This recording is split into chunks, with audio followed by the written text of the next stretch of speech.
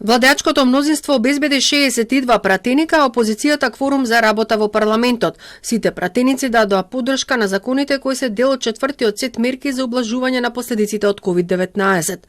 Граѓаните со ниски примања, самохраните родители, децата без родители, филмските работници и уметници ќе добијат помош од државата од по 6000 денари, кои ќе треба да ги потрошат најдоцна до 25 декември.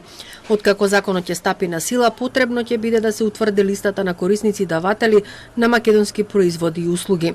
За разлика од минатиот пакет мерки, овој пат нема да се издаваат платежни картички, туку средствата ќе се исплаќаат на трансакциска сметка.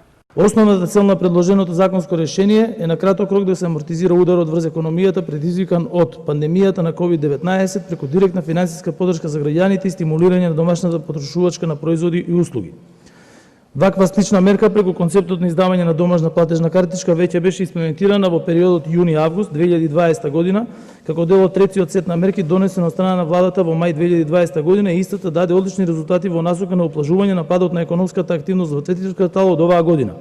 Финансиска поддршка е предвидена и за лозарите преку субвенции, иако опозицијата имаше забелешки на висината на сумата која се издвојува како помош, сепак тие гласаа за законот. Сега дополнително се ангажирани службите да се исплатат, а ако ништо друго, оние 2 денари редовна субвенција. Тоа ќе биде субституцијата за сите тие помпезно ветени COVID-19, COVID-4 мерки и не знам како да кажем од 6 милиони сведени на 6 милиони, па после тоа на 5 милиони и 200.000 евра.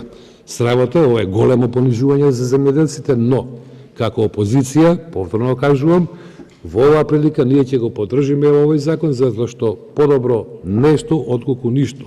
ВМРО ДПМН најави дека секогаш ќе поддржува закони кои се од интерес на граѓаните, но не и за оние за кои нема диалог и консензус, анализа, јавна дебата и усогласување со опозицијата.